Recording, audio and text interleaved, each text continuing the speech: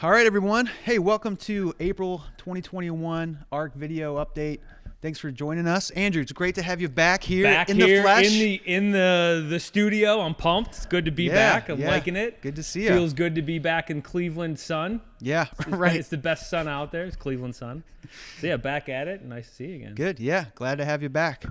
So there's a lot going on out there. Let's start with some industry news. Sure. Yeah. So obviously we just started quarter two, right? So I wanted to pitch this to you, but quarter two in general, what do we see in the logistics space? What's usually happening? Yeah. So quarter one is usually the big. You enter it. You got kind of a lull in the beginning. February, obviously, you have Chinese New Year, which if you're in the import world, Chinese New Year actually has I think Chinese New Year has a pretty big impact because they shut down basically for the month of February, not fully, but gotcha. The month of February you'll see a lot of slowdown just on Chinese imports. So typically March you start to see the pickup in April and May, and you kind of see this mini boom between March and June, right before even into June with the big bulk of a lot of the beginning wave of the year happens. So Q2 is predominantly busy. Yeah. This year I think it started a little bit early because of just COVID and just still the consumer issues we're facing with actually getting supplies in. So if you're building a house, you're doing any home remodeling, you understand that 2x4 used to cost whatever $1.80 or $2. Now it's $8 or whatever they are in some instances. It's crazy. It's going crazy, and it's all based on supply and demand. So the demand is still there, meaning we really after the new year we saw a slowdown in February, but that wasn't due to necessarily consumer demand. That was due to literally one of the largest exporters, China, obviously shutting down most of their operations. So man, Q2 is going to be a busy year this year for everybody. Yeah. The concern obviously is for manufacturers. What is going to happen with their demand? Yeah. Like, are they going to find a solution for that? And I see your next point down here talking about ocean. And I think it's going to lead into a lot of that because demand. Nobody is creating more capacity in the ocean or the import space. So nobody's out there just building ships. Well, that's the thing. Like, how long does it take to build a ship, right? It's not like you're like, oh, let's just go to Freightliner and buy a ship. Right. Like, it doesn't work that way. So, they've been building ships. They put a lot of those on hold during COVID, a lot of the building. Yeah. And I think some have started to build again. But you got to remember, actually, on my flight back into Cleveland the other day, I was reading through my fun reading, right? I'll read through 10Ks of public companies, like the public SEC filings. Sounds like fun. It's riveting stuff. But you read through this and you see the profitability that these ocean carriers are posting, and you're like, what benefit do they have to put more capacity on? Now, if you ask them point blank, right, they're going to say, oh, no, we're going to build more containers and put more ships better on. serve our customers, yeah, right? better serve our customers. But in reality, they're really in no rush to do that. Why would you be, right? They're making more money than they've ever made. Yeah. In some cases, ocean carriers who are on the ropes because they had EPA stuff coming down. They were going to have to retool like their vessels. They had to do these capturing things to where they could capture the pollution, and this carbon, was going to cost those carbon things. It was going to cost them like hundreds of thousands of dollars per engine per ship. So we're talking a few $1,000,000 per ship they were going to have to do. It was going to be incredibly costly. Well, that mandate hasn't gone away, but in some ways they now have a way to fund it, right? Yeah. 'Cause now they can actually post a profit that they never saw or thought was coming. So I don't necessarily see all this capacity being created in the short term. So Q2 is going to be interesting. It's going to be interesting. Well, I remember a couple of years ago, a couple of the big ocean liners actually folded and went under. Yeah. And Hanjin, so they Hanjin, right? Yeah, Hanjin. They just literally shut down. There was vessels just sitting in the ports with containers, and they just literally shut down. They could have just held on for another year. Hanjin missed it for 2 years. Yeah, man. seriously. Well, that does lead us to the ocean crazy because part of our industry news, we've been talking about this kind of on every update. Yeah. And kind of like you said, Chinese New Year, people know that's coming, so they can plan for that. Exactly. This year, it's been insane as far as the capacity continuing to shrink, like you just outlined. Yeah. I got some stats for you. Globally, the average cost to ship a 40-foot container shot up from last June. It was just over $1,000 to where now $4,500 on March 1st was the average cost. Wow. So that's from the S&P Global. Yeah. It's not like it's not just our cost. We're saying standard across the board. And I know in preparation for this, we talked to our international department, and they've vouched for that being the case, right? On average, we're seeing just insane jumps. And even customers that didn't necessarily even trust us, or people that are shopping around that we're talking to, they're like, that can't be right. What are you guys doing over there? You're taking advantage of the situation. They end up coming back to us saying, okay, you guys were telling us the truth. There's this is basically everywhere. I mean, that's 3 times more expensive in the matter of 8 months. It's scary. Like, the crazy thing is, if you're a CFO at a large manufacturer, so this is a message to all the CFOs of large manufacturers, there is no way around this in the short term. Like, there is none. Anybody that's going to promise you cheaper rates is promising on a future that isn't there yet. Now, can it eventually drop down? Possibly, right? But we hear people say, "Oh, in 30 days, in 60 days, we're going to see rates readjust."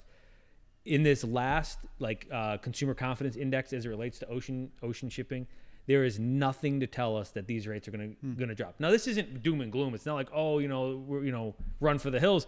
It's just the inevitability of what the industry is. So, if you were involved in importing goods from China, or importing goods really from anywhere, right? Because a lot of people are starting to move down to Vietnam and different areas to import their goods, which is fantastic, right? Because it does open up capacity, number one.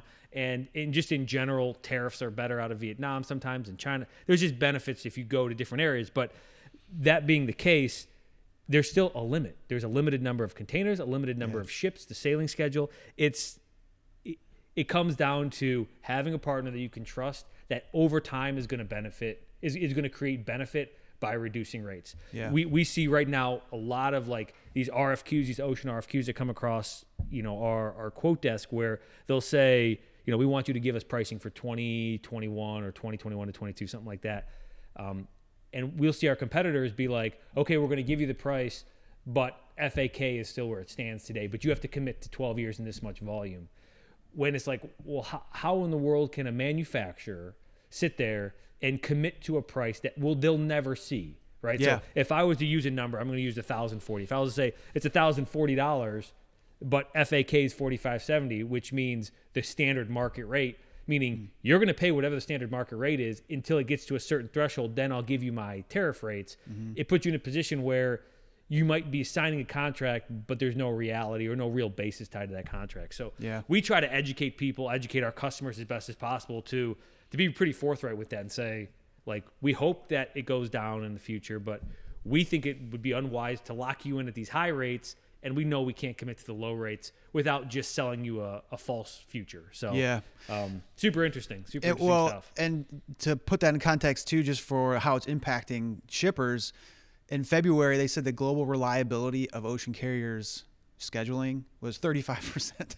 So shipments on time, their vessels on time. Their schedule reliability is 35%, meaning they only made what they promised to everyone who's trying to get stuff moved 35% of the time. So it's brutal. Yeah. It's brutal. In our meeting, I forget what meeting we were in, someone had their stuff sitting, not our customer. We've had stuff sitting in port for some of our customers, and obviously we feel terrible about it. We try to get it released as fast as possible. And I think one of the longest containers we ever had was a month and a half sitting in LA from, sitting on the vessel. And that was one container. Normally it's been gotten a lot better now, but we had one guy come to us, and his average was 3 months after it hit the port.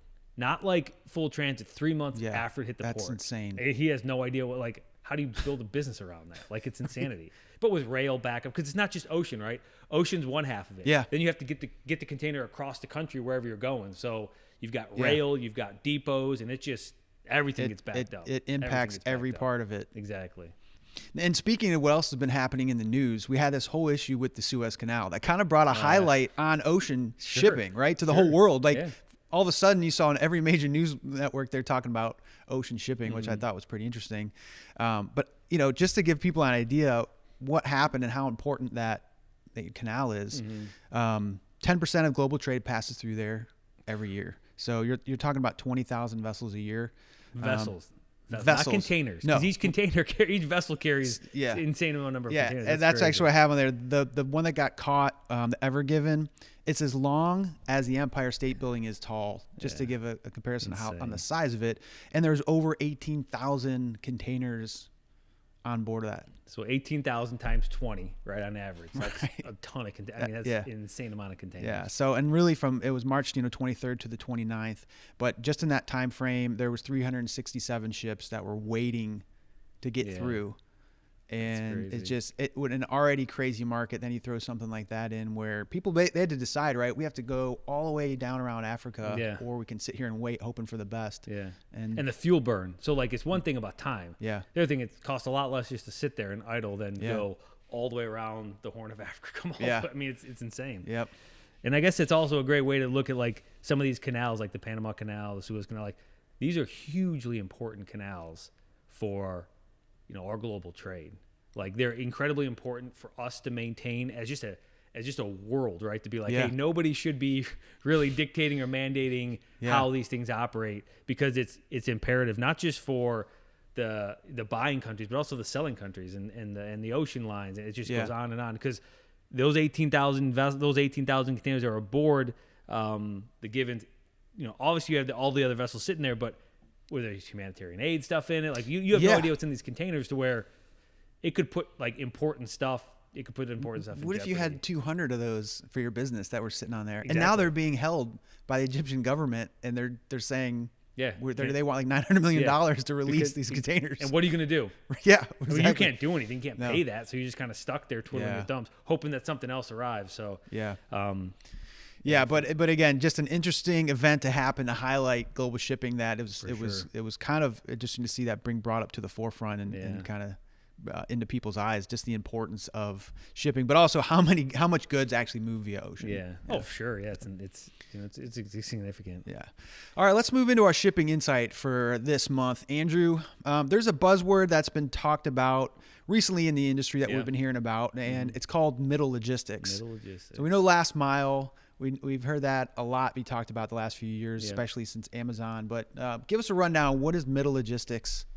Yeah, so really, middle logistics is the portion of like the beginning and the end, right? It's a portion of where first mile, so your pickup after the product's picked up and brought back to the kind of the shipping depot, it starts there, and then it's kind of where the last mile guys come, where they're actually going to take it from the shipping depot to the person's house or their place of business or whatever. And really, middle logistics is that whole middle part of it.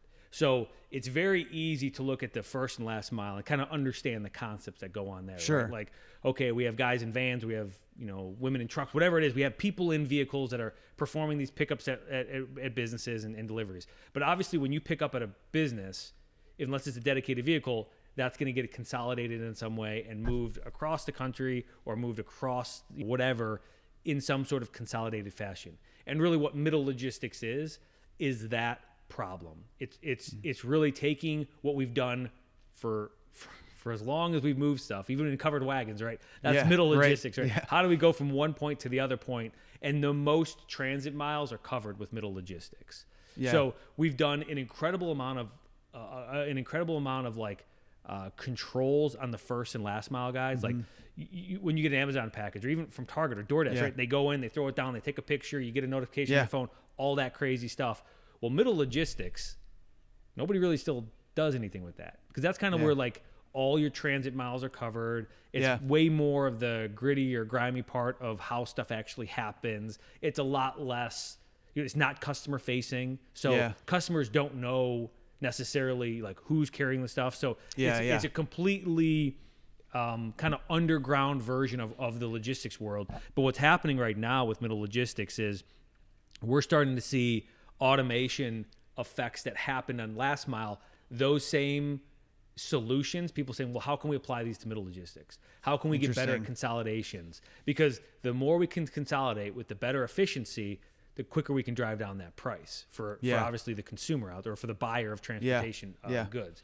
The biggest thing I think that is going to face middle logistics, and this goes back to our conversation with ocean, is where's the capacity going to come from?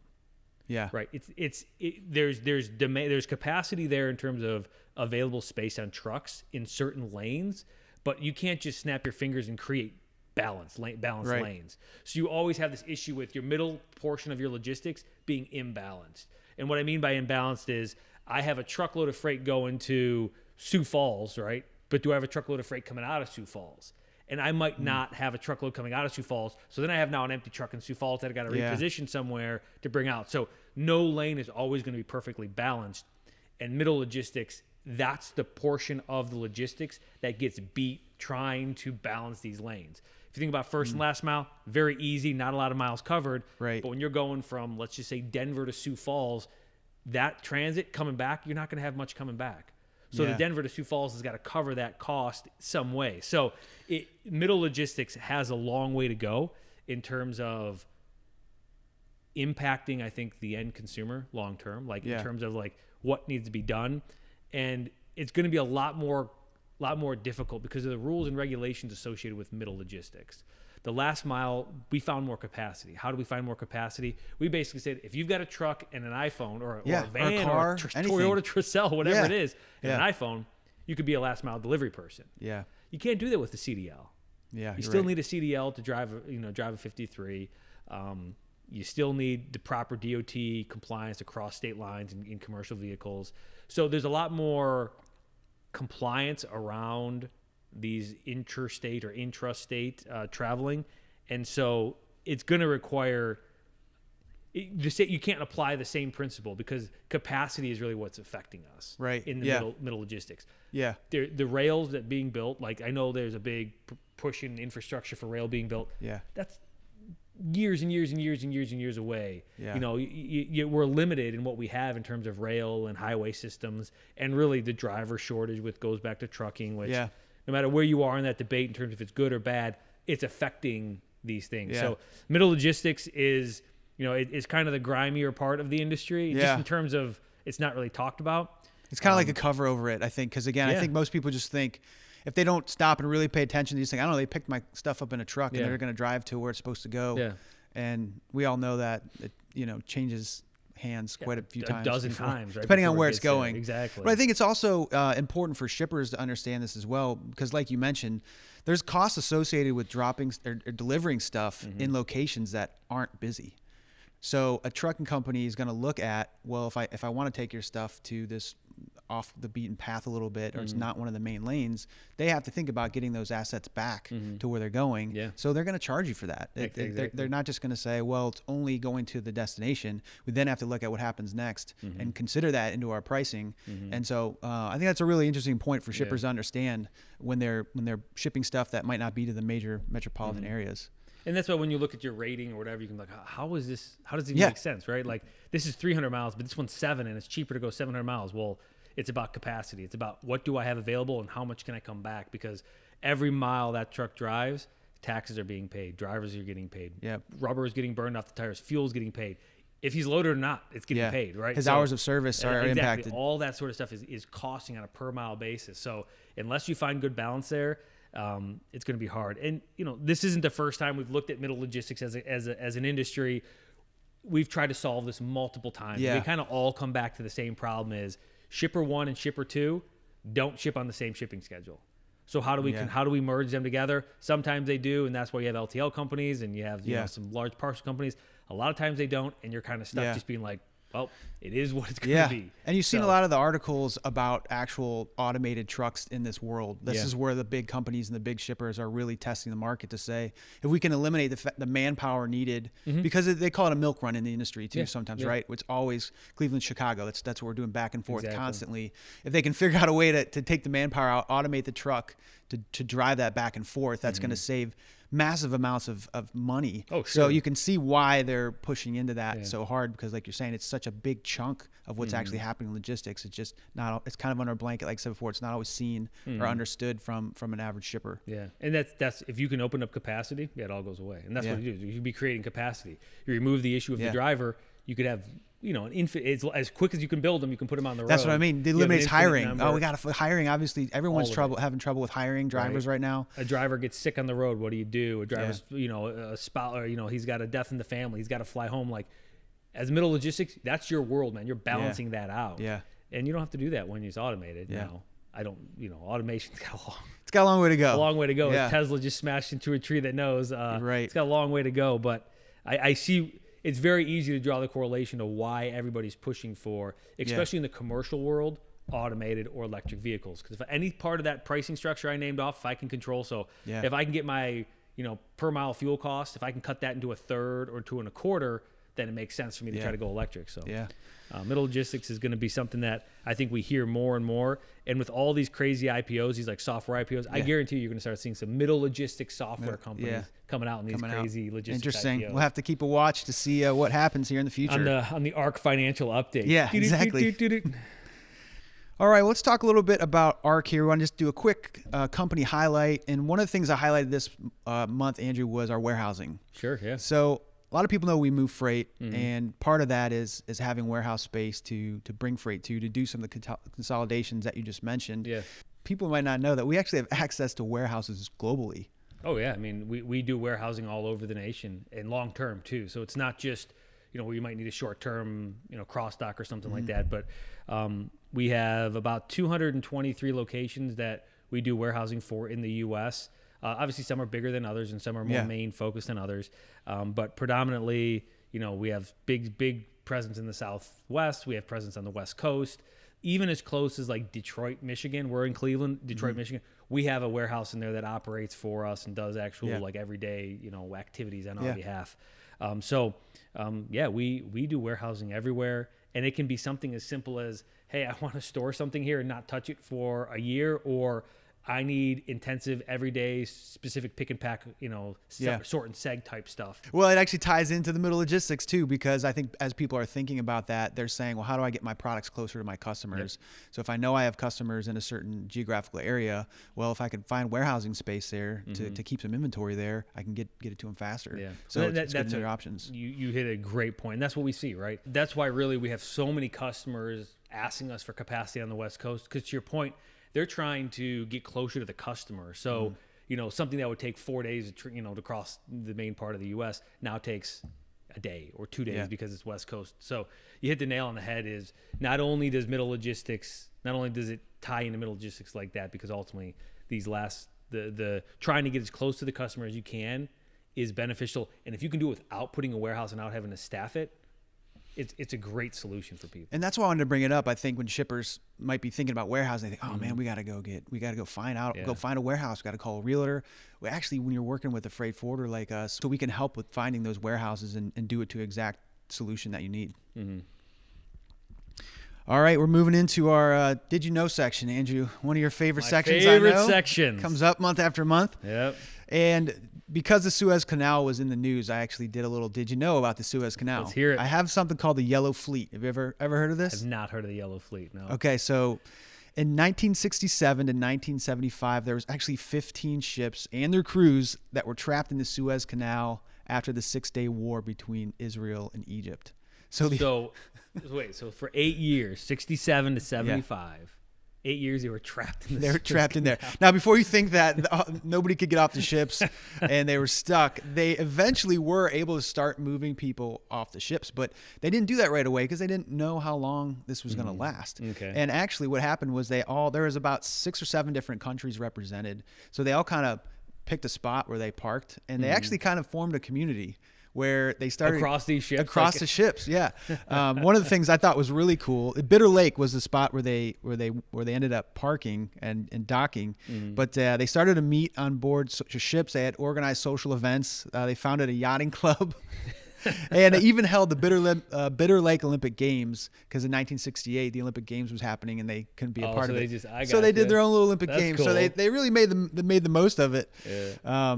Eventually, like I said, they were able to reduce their crews off of there and get everyone off the ships. But they call it the Yellow Fleet because basically when those ships sat there for those long, there were so many dust storms and dust that blew. The ships were covered in dust by the time that 8 years was up. And they were just there statically. They were just totally covered and corroded. So interesting. They call it the Yellow Fleet. That's great. Could you imagine now? You got to think like today we're thinking we have technology. I'm on an iPad. You're on a computer. Yeah. They didn't have anything. Yeah, you're right. I mean, they had nothing. Yeah, they got probably radio. had one phone on the ship, or one radio on the ship, or something like that. Maybe. That's crazy to think of. Like the newspaper comes and you're like celebrating because you got something new, to read about. That's crazy to think about. Yep. Absolutely crazy. Okay, last quick section to a special announcement right now at ARC. We're actually hiring. Yes. So let us know. We have a lot of great opportunities that are coming up for us as a business. We're looking, and we're kind of always looking for good teammates. But right now, we have an opening posted. So if you guys know anybody that's interested in working in logistics, please have them reach out. Let us know. We'd love to have a conversation with them and see where it goes. Sure, yeah. All right. Well, that was our April update, everybody. Thanks so much for joining us. Andrew, good to see you again. Likewise. Good to be back. Likewise, buddy. Yeah, Thank you, until everyone. next month. Appreciate it. Any questions? Any topics, right? Any Yeah, topics absolutely. that people may want us to cover. Try to keep it business related, but we could always dive into some personal stuff. That's right. We take this anywhere, right? Send us, send them in. We'd love to hear from you. Yeah. So I appreciate it, everybody. Have a great rest of your April, and I look forward to seeing you in May. Yep. Take care. Take care.